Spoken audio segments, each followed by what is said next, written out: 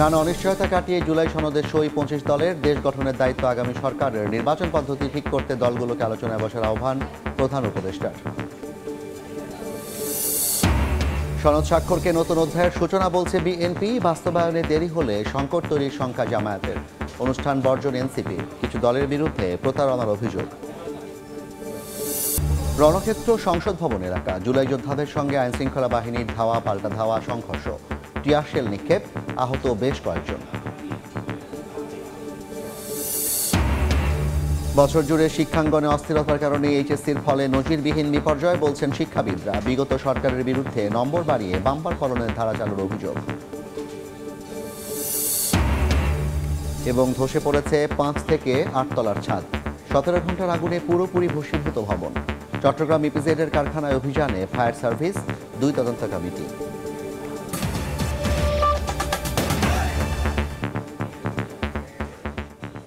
জনপদের সময়ের সঙ্গে আছি আমি জাফর সাদিক। নতুন ইতিহাসের সাক্ষী হলো বাংলাদেশ। নানা অনিশ্চয়তা কাটিয়ে সই হলো জুলাই জাতীয় সনদ। দীর্ঘ ৮ মাসের সংলাপ ও মতৈক্য প্রক্রিয়ার মধ্য দিয়ে চূড়ান্ত সনদে সই করেছে বিএনপি, জামায়াত সহ ২৫টি রাজনৈতিক দল। তবে সনদ সই অনুষ্ঠানে অংশ নেয়নি এনসিপি। জুলাই সনদ সইয়ের মাধ্যমে এক নতুন বাংলাদেশের জন্ম হলো বলে মন্তব্য করেছেন প্রধান উপদেষ্টা ডক্টর মোহাম্মদ ইউনূস। শুক্রবার নির্ধারিত সময়ের কিছুক্ষণ পরই সংসদ ভবনের দক্ষিণ প্লাজার মঞ্চে হাজির হন ডক্টর মোহাম্মদ ইউনূস। এ সময় তাকে রাজনৈতিক দলের নেতারা অভিবাদন জানান।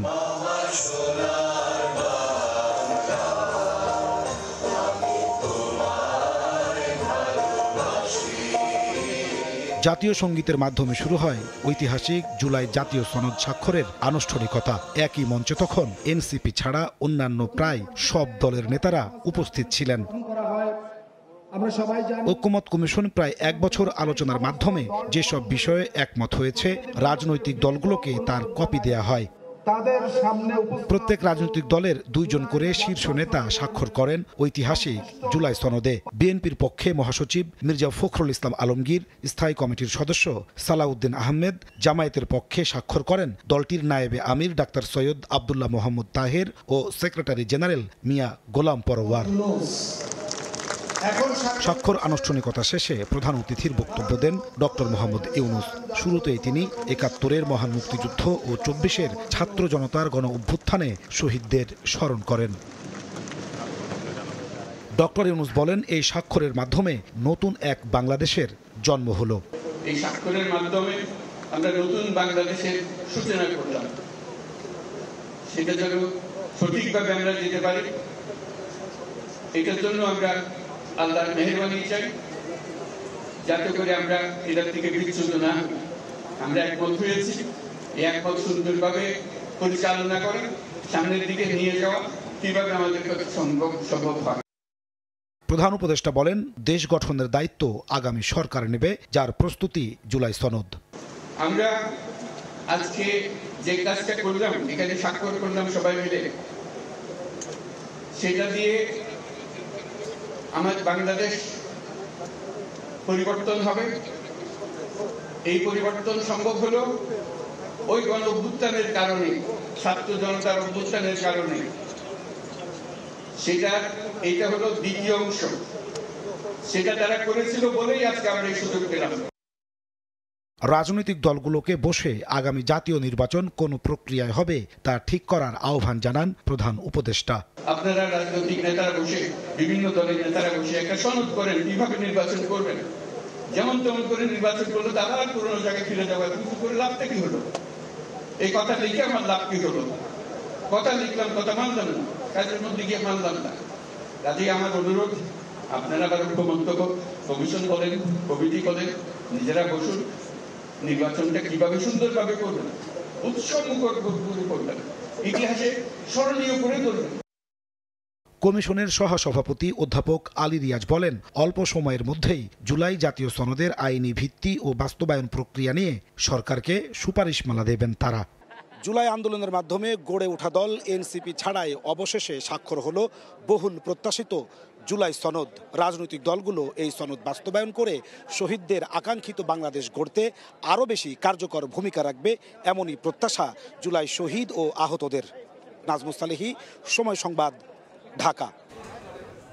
জুলাই সনদ স্বাক্ষরের পর প্রতিক্রিয়া জানিয়েছেন বিভিন্ন রাজনৈতিক দলের নেতারা। এর মধ্য দিয়ে দেশের রাজনৈতিক ইতিহাসে এক নতুন অধ্যায়ের সূচনা হয়েছে বলে মন্তব্য করেছেন বিএনপি মহাসচিব মির্জা ফখরুল ইসলাম আলমগীর।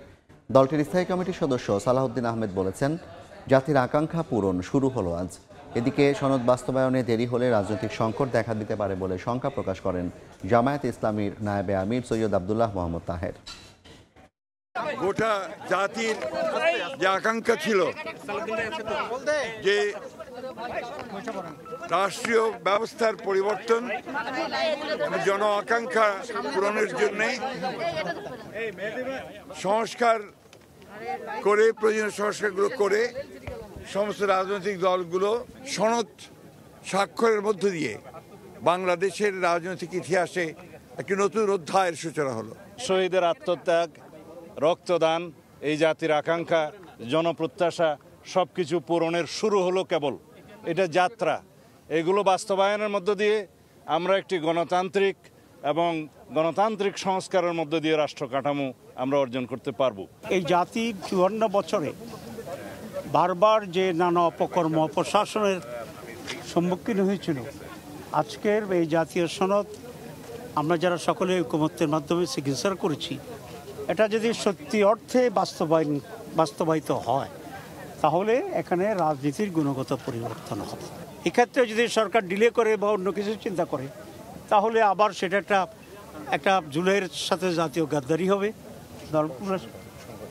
এবং নতুন করে রাজনৈতিক সংকট তৈরি হবে। আজকে সমস্ত দলগুলি এগুলোর সাথে ঐকমত হয়েছে, আমরাও একমত হয়েছি, কিন্তু আমরা নির্বাচনে গণভোট চাই এবং এটা বাস্তবায়নের সঠিক প্রক্রিয়া চাই। যেসব ব্যাপারে আজকে সনদ স্বাক্ষর করলাম, এগুলো বাস্তবায়নের জন্য ধরুন প্রথম অধিবেশনে অগ্রাধিকারের ভিত্তিতে যাতে জুলাই সনদ আমরা কার্যকর করতে পারি। সরকারের উচিত হবে রাজনৈতিক দল, জনগণ এবং নির্বাচন কমিশন সবাইকে আস্থার মধ্যে নিয়ে আমাদের আগামীতে আমাদের গণভোট এবং জাতীয় নির্বাচনের মধ্য দিয়ে এই যাত্রাটাকে সম্পন্ন করা। যদি একই দিনে গণভোট এবং জাতীয় নির্বাচন হয়, তাহলে গণভোটের মধ্য দিয়ে জনগণ এই জুলাই জাতীয় সনদকে অনুমোদন করবেন, যেটা আগামী জনপ্রতিনিধিদের জন্য একটা বাধ্যতামূলক ব্যাপার হবে, আগামী সংসদের জন্য একটা বাধ্যতামূলক ব্যাপার হবে। আশা করি সরকার একটি অধ্যাদেশের মাধ্যমে এর বাস্তবায়নের জন্য আইনগত ভিত্তি যতটুকু তারাও নিশ্চিত করতে পারে সেই চেষ্টাটি তারাও করে যাবে। পাশাপাশি আমাদের যে রাজনৈতিক কমিটমেন্ট সমগ্র জাতির সামনে, সেটি বাস্তবায়নে সবাই অঙ্গীকারবদ্ধ থাকবে। কিছু রাজনৈতিক দল জনগণের সঙ্গে প্রতারণা করে সনদে স্বাক্ষর করছে বলে মন্তব্য করেছেন এনসিপির আহ্বায়ক নাহিদ ইসলাম। সকালে রাজধানীর ইস্কাটনে এনসিপির নতুন অঙ্গ সংগঠন শ্রমিক শক্তির আত্মপ্রকাশ অনুষ্ঠানে কথা বলেন তিনি। ঐক্যের নামে জুলাই সনদে স্বাক্ষর জাতীয় ঐক্য নয় বলেও মন্তব্য করেন নাহিদ ইসলাম। শ্রম সংস্কার কমিশনের প্রতিবেদনে অবহেলা হচ্ছে বলে অভিযোগ করেন এনসিপির এই শীর্ষ নেতা। এ সময় জাতীয় শ্রমিক শক্তির নেতৃত্বের নাম ঘোষণা করেন তিনি। শ্রমিকদের দীর্ঘদিনের বঞ্চনা দূর করে তাদের ন্যায্য অধিকার ও রাজনৈতিক অংশীদারিত্ব নিশ্চিতে জাতীয় শ্রমিক শক্তি কাজ করবে বলে জানান সংগঠনটির নেতারা। বিগত 14-15 মাসে আমাদের অনেক কিছু সংস্কার হয়েছে। আত্মপ্রকাশ অনুষ্ঠানের কিছু রাজনৈতিক দল জাতীয় ঐক্যমতের নামে জনগণের সাথে প্রতারণা করে একটি কাগজে সাইন করছে এবং এর নাম আমরা দিতে চাই জাতীয় ঐক্য। আমরা মনে করি এটা কোনো জাতীয় ঐক্য নয়। জাতীয় ঐক্য হচ্ছে এখানে যেখানে ছাত্র, শ্রমিক এবং নানান পেশাজীবী মানুষ একত্রিত হয়েছে। জুলাই যোদ্ধাদের সঙ্গে আইনশৃঙ্খলা রক্ষা বাহিনীর সংঘর্ষে রণক্ষেত্রে পরিণত হয় জাতীয় সংসদ ভবন এলাকা। দাবি দাওয়া নিয়ে জুলাই সনদ স্বাক্ষর অনুষ্ঠান স্থলে অবস্থান নেওয়া জুলাই যোদ্ধাদের সরাতে লাঠিচার্জ করে পুলিশ। দফায় দফায় চলে ধাওয়া, পাল্টা ধাওয়া ও সংঘর্ষ। পরিস্থিতি সামাল দিতে টিয়ার শেল ও সাউন্ড গ্রেনেড নিক্ষেপ করে আইনশৃঙ্খলা বাহিনী। আহত হন বেশ কয়েকজন জুলাই যোদ্ধা। তাদের দাবি, সনদের আইনি ভিত্তি না দিয়ে জনগণের সঙ্গে প্রতারণা করেছে সরকার।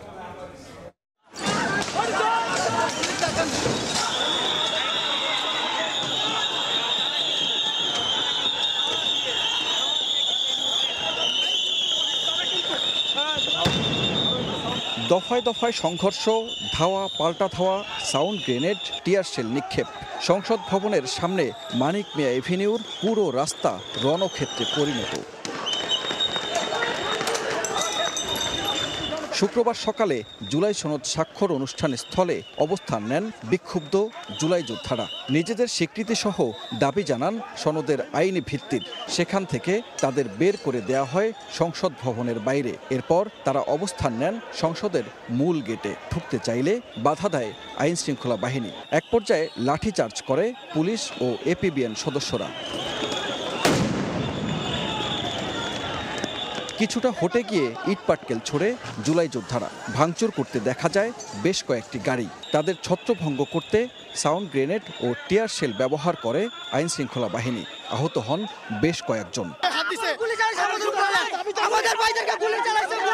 ভিতরে আমাদেরকে লাঠি চার্জ করছে, টিয়ার শেল মারছে, পাটকেল মারছে। ও গ্যাজেট ভুক্ত, তাও মারছে। ওর এমএস আছে, ওর কেএসআইডি নাম্বার আছে।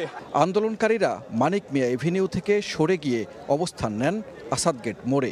সেখানে রাস্তায় আগুন জ্বালিয়ে বিক্ষোভ করেন তারা। আইন শৃঙ্খলা বাহিনীর ধাওয়ায় আবারও ছত্রভঙ্গ হয়ে যান জুলাই যোদ্ধারা। তাদের দাবি, রাষ্ট্র সংস্কার আকাঙ্ক্ষার প্রতিফলন ঘটাতে ব্যর্থ হয়েছে সরকার। তারা বলতেছে 5 মিনিটের মধ্যে এখান থেকে সরে যান। কেন আমরা কেন সরে যাব? আমাদের অধিকার নাই এখানে?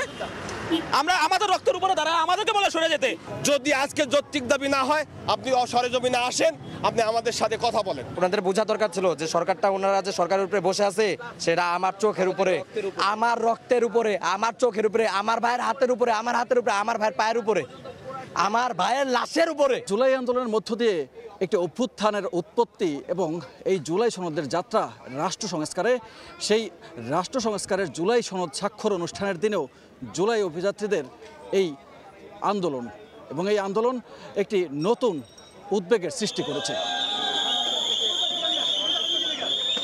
বেশ কয়েকটি সাউন্ড গ্রেনেড ছুড়ে আন্দোলনকারীদের শুক্রাবাদের দিকে পাঠিয়ে দেয় আইন শৃঙ্খলা বাহিনী। 1 ঘন্টার বেশি সময় উত্তেজনার পর সংসদ ভবন এলাকার নিয়ন্ত্রণ নেয় পুলিশ। সানবীর রূপল, সময় সংবাদ, ঢাকা। জুলাই যোদ্ধাদের দাবির পরিপ্রেক্ষিতে সনদের 5ম দফার অঙ্গীকারনামায় জরুরি সংশোধন করেছে জাতীয় ঐকমত্য কমিশন। সংশোধনীতে জুলাই যোদ্ধা হত্যার বিচার, মর্যাদা, আর্থিক সহায়তা ও নিরাপত্তা নিশ্চিত করা হয়েছে বলে জানিয়েছেন কমিশনের সহসভাপতি আলী রিয়াজ। দুপুরে জুলাই সনদ স্বাক্ষর অনুষ্ঠানে তিনি একথা জানান। এই অঙ্গীকারনামায় রাজনৈতিক দলগুলো স্বাক্ষর করবেন। আমরা সরকারকে বলবো এটা বাস্তবায়ন করতে অবিলম্বে যেন সেটা করা হয়, সেই রকম ব্যবস্থার জন্য আমরা বলবো। এটাই শেষ কথা নয়, আমরা আছি, কমিশন, সরকার অবশ্যই এই বিষয়ে যে সমস্ত ব্যবস্থা নেবে সেগুলোর দিকে আমরা নজর রাখবো। সনদ স্বাক্ষরের দিনে জুলাই যোদ্ধাদের রাস্তায় নামা সরকারের ব্যর্থতা এবং জাতির জন্য লজ্জার বলে মন্তব্য করেন জামায়াত ইসলামীর আমির ডাক্তার শফিকুর রহমান। রাজধানীর মিরপুরে শ্রমিক সমাবেশে অংশ নিয়ে তিনি বলেন, ক্ষমতায় গেলে সবার জন্য ন্যায্যতা নিশ্চিত করা হবে। সমাবেশের আগেই মিরপুরের সেনপাড়া ঈদগাহ মাঠ পূর্ণ হয়ে যায় নেতাকর্মীদের ভিড়ে। বৈরী আবহাওয়ার মধ্যেও জনতার ভিড় বাড়ে সমাবেশ স্থলের বাইরেও। শ্রমিক কল্যাণ ফেডারেশনের সমাবেশে প্রধান অতিথি হিসেবে যোগ দেন বাংলাদেশ জামায়াত ইসলামীর আমির ডাক্তার শফিকুর রহমান। জাতীয় সংসদ ভবন প্রাঙ্গণে জুলাই যোদ্ধাদের ওপর হামলার ঘটনায় জানান ক্ষুব্ধ প্রতিক্রিয়া। এই যারা জালিমের হাতে মার খেয়েছে, আজকে ইন্টারিম সরকারের পুলিশের হাতেও যদি তারা মার খায়, এ লজ্জা আমরা কোথায় রাখবো? তাদের প্রতি মর্যাদা দেখা, কিন্তু না, আমাদের ইন্টারিম সরকার তা দেখাতে ব্যর্থ হয়েছে বলেই আজকে তারা সংসদের দক্ষিণ প্লাজায় অবস্থান নিয়েছিল। আমি ব্যতীত, দুঃখিত, লজ্জিত। জামায়াত আমির বলেন, সরকার গঠন করলে তার দল নির্মূল করবে চাঁদাবাজি সহ সব ধরনের অপরাধ কর্মকাণ্ড। আজ বাংলাদেশ জামায়াত ইসলামী চাঁদাবাজ দল হিসাবে পরিচিতি লাভ করে না। নিরীহ জনগণের কাছ থেকে জুলুম করে এবং কাউকে চাঁদাবাজি করতে দেয় না। বাংলাদেশের ইতিহাসে জামায়াত নেতাকর্মীদের মতো আর কেউ এত জুলুমের শিকার হয়নি বলেও মন্তব্য করেন ডাক্তার শফিকুর রহমান। তারপরও কারো বিরুদ্ধে ব্যক্তিগত প্রতিশোধ নেয়নি তার দলের নেতাকর্মীরা। আমরা কোথাও উন্নয়নের ক্ষেত্রে কোনো বৈষম্য আছে? শফিক মুন্সি, সময় সংবাদ, ঢাকা। 21 বছরের মধ্যে এবারই এইচএসসিতে সর্বনিম্ন পাশের হার। ফেল করেছে 5 লাখেরও বেশি শিক্ষার্থী। জিপিএ 5 কমে যাওয়ার প্রবণতা চোখে পড়ার মতো। অন্যদিকে বেড়েছে শতভাগ ফেল করা প্রতিষ্ঠানও। এবার খাতা মূল্যায়নে আগের মতো নম্বর বাড়িয়ে দেওয়ার নির্দেশনা না থাকায় ফলাফল নিম্নগামী হয়েছে বলে মনে করছেন শিক্ষাবিদরা। আর জুলাই গণ অভ্যুত্থানের শিক্ষার্থীদের অংশগ্রহণ সহ বছর জুড়ে শিক্ষাঙ্গন অস্থিরতাকেই ফল বিপর্যয়ের অন্যতম কারণ বলছেন বিশ্লেষকরা। শাকির আহমেদের রিপোর্ট। বৃহস্পতিবার প্রকাশিত এইচএসসির ফলাফলে পাশের হার, জিপিএ 5 সহ সব ক্যাটাগরিতেই নিম্নমুখী প্রবণতা দেখা যায়। এবার অকৃতকার্য হয়েছে 5,08,701 জন। গতবারের তুলনায় জিপিএ 5 কমেছে 76,814টি। গ্রেডিং পদ্ধতি চালু হওয়ার পর এইচএসসি ও সমমানের পরীক্ষায় 2004 সালে পাশের হার ছিল 47.74%। 2005 সালে পাশ করে 59.16% শিক্ষার্থী। এরপর ক্রমান্বয়ে তা বেড়ে 2021 সালে 95.26% পৌঁছায়। সবশেষ 2024 সালেও পাশের হার ছিল 77.78%। হঠাৎ করেই চলতি বছর ফলাফলে এমন বিপর্যয় কেন? এই প্রশ্নের উত্তরে শিক্ষা গবেষকরা বলছেন, রাজনৈতিক সফলতা দেখানোর জন্য নম্বর বাড়িয়ে দিয়ে ফলাফলে বাম্পার ফলন দেখানোর ধারা চালু করেছিল আওয়ামী লীগ সরকার। তাদের নির্দেশনা অনুযায়ী শিক্ষকেরা পাশের হার নিয়েই ব্যস্ত থাকতেন। এই ফ্যাসিবাদী আমলে বাংলাদেশের শিক্ষা ব্যবস্থার যে পরিমাণ ক্ষতি হয়েছে, আমি মনে করি এটি তারই একটা বহিঃপ্রকাশ। আর এইচএসসি পরীক্ষার্থীদের বড় অংশই জুলাই গণঅভ্যুত্থানে সক্রিয় ভাবে অংশগ্রহণ করেছে। দীর্ঘ সময় কলেজ বন্ধ থাকায় বাধাগ্রস্ত হয়েছে শিক্ষা কার্যক্রম। চরম একটা পরিস্থিতির মধ্য দিয়ে যেহেতু এই উচ্চ মাধ্যমিক পরীক্ষা তাদের জন্য অনুষ্ঠিত হয়েছে, পূর্ববর্তী সিলেবাস, পূর্ববর্তী মূল্যায়ন পদ্ধতি, তারা হোঁচট খাবে, সেটি স্বাভাবিক। যারা পাশ করতে পারেনি তাদেরকে হতাশ না হয়ে নিজেদের অর্জিত দক্ষতা কাজে লাগানোর পরামর্শ শিক্ষাবিদদের। একটা এক্সামে ফেল করা মানে যে আপনি হতাশ হয়ে যাবেন, হতাশ হয়ে কেউ কেউ আমরা কখনো কখনো দেখি যে অপ্রীতিকর ঘটনা ঘটায়, এগুলো করা যাবে না। তার যদি আগ্রহ থাকে সে আবার চেষ্টা করবে, অথবা সে অন্য প্রফেশনে সে চলে যাবে। এদিকে 17 অক্টোবর থেকে শুরু হয়েছে এইচএসসির ফলাফল পুনর্নিরীক্ষণের আবেদন। শাকির আহমেদ, সময় সংবাদ, ঢাকা। চট্টগ্রাম ইপিজেডের অ্যাডামস ক্যাপ ও জিহং মেডিকেল ইকুইপমেন্ট কারখানার আগুন দীর্ঘ 17 ঘণ্টা পর নিয়ন্ত্রণে আসে। ভবনটি অতি ঝুঁকিপূর্ণ ঘোষণা করা হয়েছে। কারখানা ভবনটি নির্মাণ বিধিমালা যথাযথ ছিল না বলে দাবি ফায়ার সার্ভিসের। এদিকে অগ্নিকাণ্ডের ঘটনায় ফায়ার সার্ভিস ও বেবজা কর্তৃপক্ষ দুইটি আলাদা তদন্ত কমিটি গঠন করেছে। নুরুল জামাল আতিকের ক্যামেরায় বিস্তারিত জানাচ্ছেন ফেরদৌস লিপি। টানা 17 ঘণ্টা জ্বলা আগুনে অঙ্গার চট্টগ্রাম ইপিজেডের অ্যাডাম ক্যাপস ও জিহং মেডিকেল ইকুইপমেন্ট কারখানা ভবনটি। সারা রাত ধরে আগুনের তীব্রতায় ভবনটির টপ ফ্লোরের একাংশের ছাদ ধসে পড়েছে। এছাড়া বিভিন্ন তলার শীতাতপ যন্ত্র, দরজা, জানলা এবং দেয়ালও নিচের দিকে ভেঙে ভেঙে পড়ছে। বুধবার দুপুরে লাগা এ আগুন নেভাতে ফায়ার সার্ভিস, নৌ ও বিমান বাহিনীর 25টি ইউনিট একযোগে একটানা কাজ করে। ইলেকট্রনিক যন্ত্রপাতি থাকায় আগুন নিয়ন্ত্রণে বেশ বেগ পেতে হয়েছে। শুক্রবার সকাল 7:30টার দিকে আগুন পুরোপুরি নিয়ন্ত্রণে আসে। পাকিস্তানি মালিকানাধীন এই কারখানা ভবনটি নির্মাণে বিধিমালা যথাযথ ছিল না বলে জানায় ফায়ার সার্ভিস। একটু দূরত্ব বজায় রেখে নিজেদের সেফটিটা ইনশিওর করে আমরা এই কার্যক্রম করেছি। অন্য ফ্যাক্টরিতে যাতে আগুনটা বিস্তার না লাভ করে, যার কারণে চতুর্দিকে আমাদের যে টিটিএল, স্নোরকেল, আমাদের লুপ সৃষ্টি, এই ধরনের ইকুইপমেন্টগুলো আমরা ব্যবহার করেছি। ভয়াবহ এই আগুনে হতাহতের কোনো ঘটনা ঘটেনি, তবে কারখানার সম্পদের ব্যাপক ক্ষয়ক্ষতি হয়েছে। ফায়ার সার্ভিস ও বেবজা থেকে দুইটি পৃথক তদন্ত কমিটি গঠন করা হয়েছে। আগামী 7 দিনের মধ্যে এটার ফায়ারের কারণটা কি সেটা অনুসন্ধান এবং প্রাথমিকভাবে ক্ষয়ক্ষতির পরিমাণ কি সেটা আমরা নির্ধারণ করার জন্য একটা তদন্ত কমিটি গঠনের আমরা ইতিমধ্যে সিদ্ধান্ত নিয়েছি। কারখানার দুটির একটিতে তোয়ালে, ক্যাপ এবং অন্যটিতে তৈরি হতো মেডিকেল সার্জিক্যাল গ্রাউন্ড। 8 তলা ভবনের নিচে 4 তলা কারখানা এবং উপরে 4 তলা গোডাউন ছিল। প্রশ্ন দেখা দিয়েছে ইপিজেডের মতো বিশেষ শিল্পাঞ্চলে কারখানার আগুন নিয়ন্ত্রণে কতটা সক্ষম দেশের ফায়ার সার্ভিস। চট্টগ্রাম ইপিজেড থেকে ফেরদৌস লিপি, সময় সংবাদ। জনপদের সময় আরও থাকছে।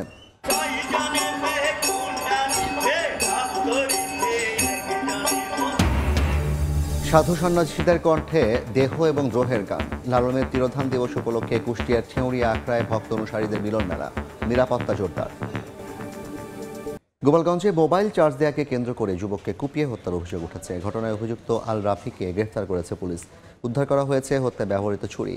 অন্যদিকে নওগাঁয় মাদ্রাসা থেকে ছাত্রের মরদেহ উদ্ধার করা হয়েছে।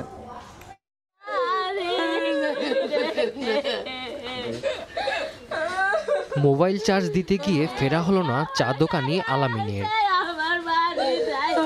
বৃহস্পতিবার রাতে গোপালগঞ্জের সদর উপজেলার চরপাথালিয়া এলাকায় আলামিন মোবাইল চার্জ দেওয়ার জন্য পাশের গ্যারেজে যায়। এ সময় গ্যারেজের কর্মচারী আল রাফি চার্জার দিতে অস্বীকৃতি জানালে দুজনের মধ্যে কথা কাটাকাটি হয়। এক পর্যায়ে ক্ষিপ্ত হয়ে আলামিনকে কুপিয়ে জখম করা হয়। গুরুতর আহত অবস্থায় তাকে উদ্ধার করে হাসপাতালে নেওয়া হলে মৃত ঘোষণা করেন চিকিৎসক। শুক্রবার ভোরে অভিযুক্ত আল রাফিকে গ্রেফতার করে পুলিশ। আমার পোলা মাইরা গেছে, আর কি উঠমু, কোপ দিয়ে মাইরা লাইছে। চাকুরাঘাতটা এই জায়গা, আর তারপরে হাতের এই জায়গাটা ডান সাইডে এই জায়গাটা কামড় আছে। তাদের ভিতরে একটা ধস্তাধস্তি হয়েছে, যে মারা গেছে তার বাম হাতে না ডান হাতের জন্য কামড় আছে। পরবর্তীতে এলোপাতারিকভাবে তারে কোপানো হয়েছে। আমরা আর বাইরে যেভাবে নৃশংসভাবে মারছে সেইভাবেই আমরা তারও সূক্ষ্ম বিচারটা আমরা চাই।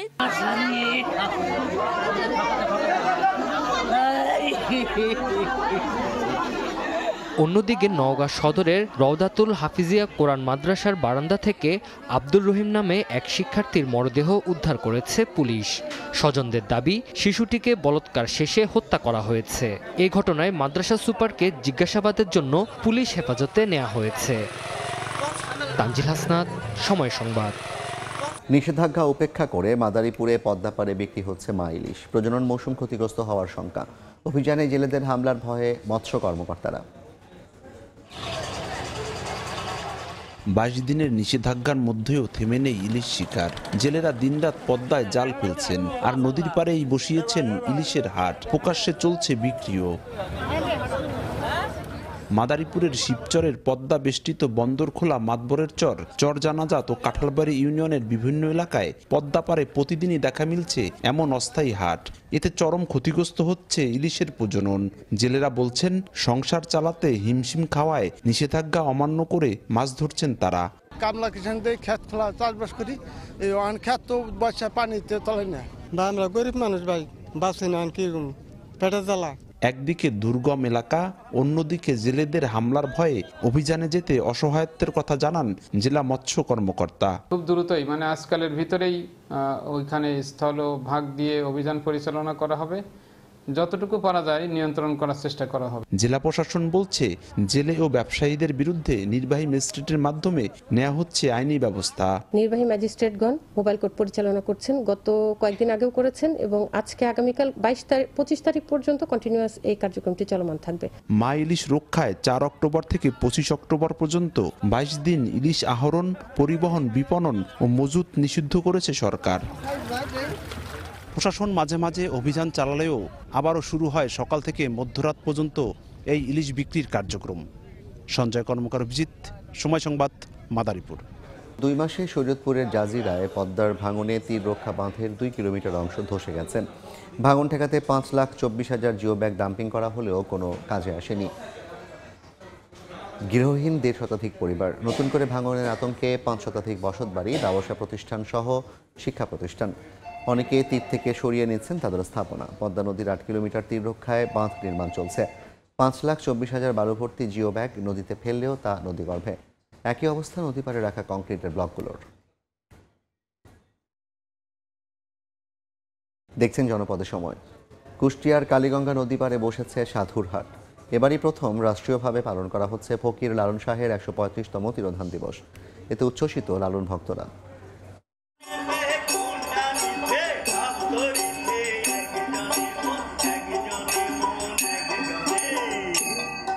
সাধু সন্ন্যাসীদের কণ্ঠে লালনের দেহ এবং দোহের গান, সাইজির প্রতি শ্রদ্ধা জানিয়ে ভক্তরা মত্ত হয়েছেন ভজনে।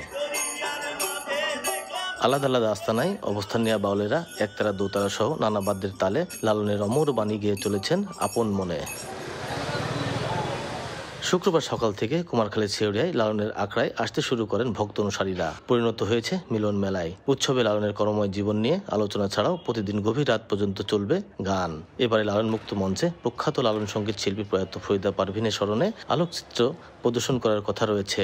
লালনকে নতুনভাবে কিভাবে আরো সুন্দরভাবে উপস্থাপন করা যায় সেই চেষ্টা করতেছি। 4000 বছরের ঐতিহ্য পটচিত্র বিশ্বের দরবারে তুলে ধরার জন্য লালন শাহ মাজার প্রাঙ্গণ ও আশপাশ এলাকায় নিরাপত্তা ব্যবস্থা জোরদার করা হয়েছে। 135তম উপলক্ষে সিসি ক্যামেরা 100 মতন স্থাপন করা হচ্ছে। প্রাথমিক যে প্রস্তুতি সেটি সম্পন্ন হয়েছে আমাদের নিরাপত্তার ক্ষেত্রে এখানে প্রায় 800 পুলিশ মোতায়েন থাকবে, অন্য বাহিনীর সদস্যরা থাকবে। 1974 সালে ঝিনাইদহ হরিণাকুণ্ডু উপজেলার হারিশপুর গ্রামে জন্মগ্রহণ করেন উপমহাদেশের আধ্যাত্মিক সাধক বাউল সম্রাট ফকির লালন শাহ। 116 বছর বয়সে 1890 সালের 17 অক্টোবর কুষ্টিয়া কুমারখালীর ছেউড়িয়ার নিজ আখড়ায় মৃত্যুবরণ করেন তিনি।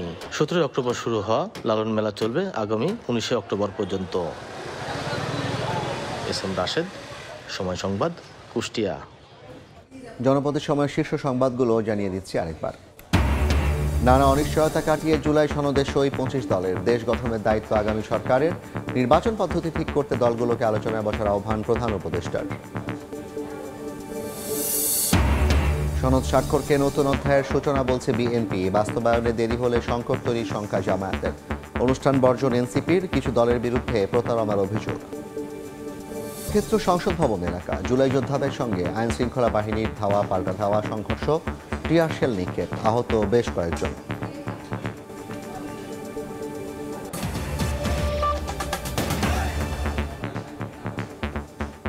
এই ছিল জনপদের সময়। রাতের সময় নিয়ে আসছি কিছুক্ষণ পর। সঙ্গে থাকুন সময়।